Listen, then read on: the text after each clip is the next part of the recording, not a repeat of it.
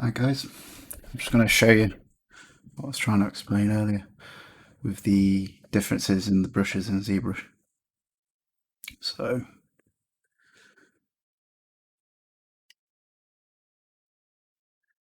got a plane here. I need to make it Polymesh 3D because I've just opened it. Take the smooth subdivisions off, which you can find in here.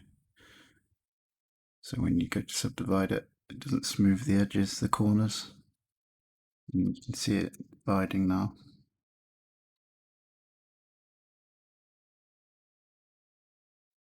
Press Ctrl D, but you have to turn that smooth thing off, otherwise it makes the corners round. So, sorry, I've got so many brushes. Let's have a look. Let's go to so I'll just show you Alpha Brush. So let's grab the standard brush, which I've got key binded, and it's on dots. And over here we can see Alpha, so we can import one from file, or we can use like this one. And so it brushes it here,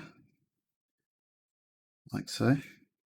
And what you can do is you can go to the stroke menu, and you can change the amount of jitter it has, so it moves around a lot. You have a roll distance. So in the it's in brush modifiers. Oh no, it's here. So you can turn roll on, change the roll distance to like 10. Creates a different effect, but it's more of a following effect. So for now, I'll just turn that off, turn it down to 1. And just show you the drag. So that's what you'd normally use it with.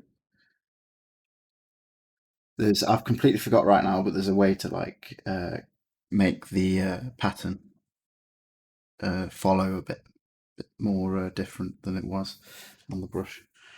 And then you've got spray, so it just kind of sprays it everywhere.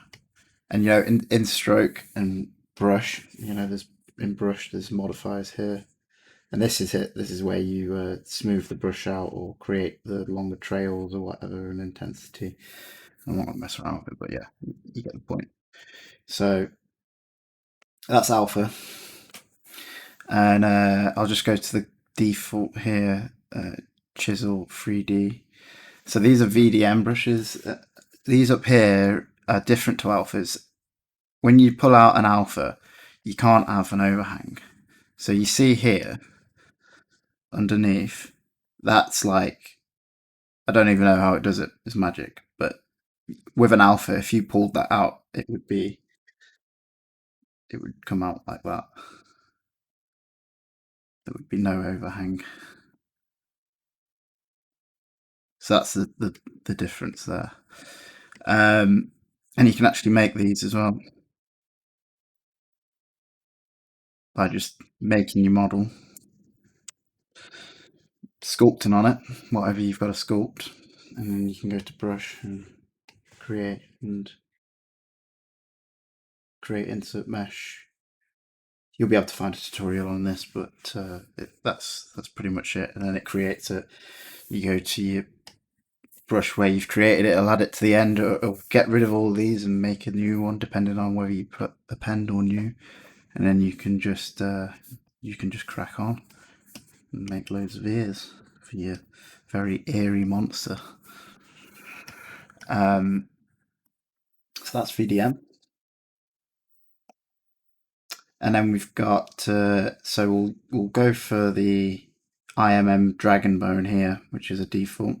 And so there's just one difference in these two with the curve. So that will follow the curve, and that will be making an actual model on the surface. So at the moment I've got multiple subdivisions, and it doesn't like that when you're making these IMM attachments, so you'd have to get rid of your subdivisions or freeze them. So yeah, you can just pull out as you want. And I think with these, yeah, you can't, but you can't actually change the method in which you put them down. But I like to just go to the gizmo after and just move them around. And like if you're doing like a robot or something, you just make the part, and then you can just use it over and over again. So that's that.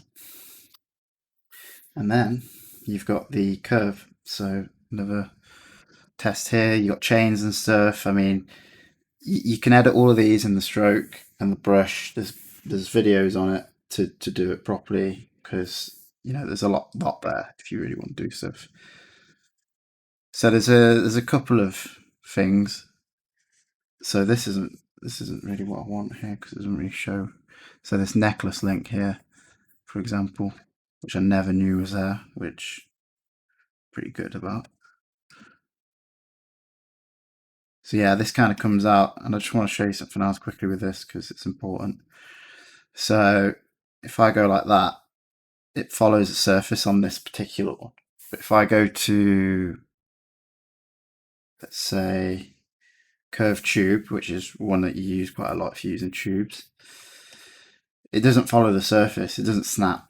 So, you'd have to turn a few functions on like snap, and even then it doesn't. So there's a few tools that are a little bit crappy like that. So if you ever want, this is what I do to get around that.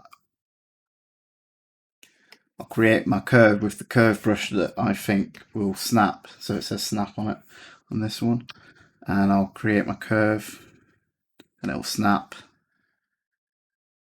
And then I'll go to the circle, the curve tube, and then I'll click on it and it changes to the curve tube mesh. And it will do the same for anything you choose. So if I choose the necklace link again, click on it, it goes to the necklace link. If I choose a strap, it goes to the strap. But yeah, be careful, because it's still just a computer. It doesn't know what you really want. Cool though.